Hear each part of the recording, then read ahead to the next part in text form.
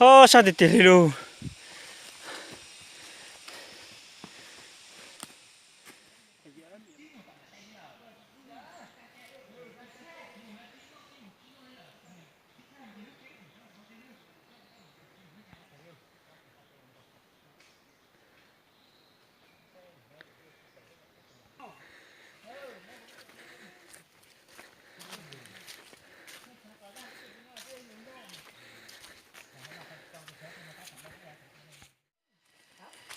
Như tụi khó đề nữa, như tụi khó đề một môn trẻ nữa, chắc không gì nữa.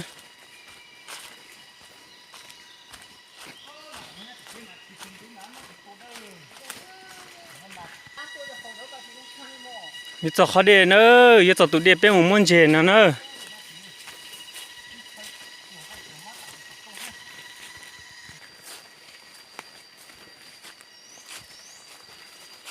Tama tết sắp lơ đó đó.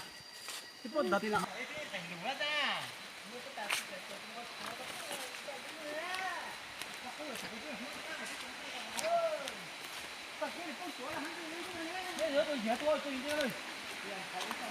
Sao khó đi nữa, chắc không gì. Cái trong biết tao tụi đi tôi rồi. Sao đi nữa, nếu bỏ tụi đi mua môn gì, khó non thằng nữa. Nó giờ chấp đến món non chè, chấp đến món sai tụi đi mua môn chè là hại linh đời nữa.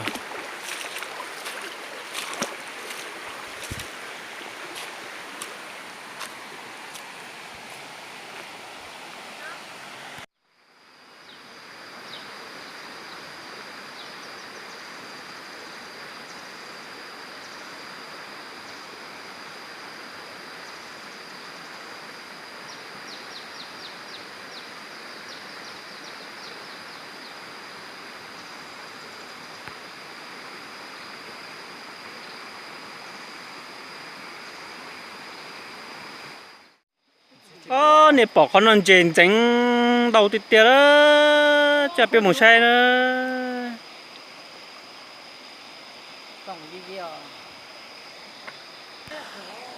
Xử lý này bỏ chè khó nó đó, chính là vào khó nó so chấp bằng gì nữa, chấp đến món non chè nữa, tạo tôn chè nữa, chấp bằng gì nữa.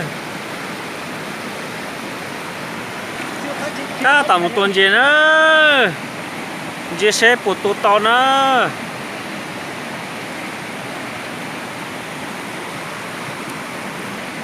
Ô, tao đi tuần đó nữa. Ta tạo tuần chè nữa.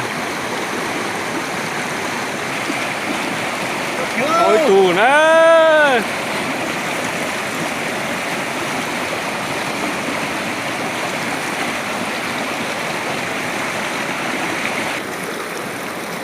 Khẩn chè nữa. Ôi dụ.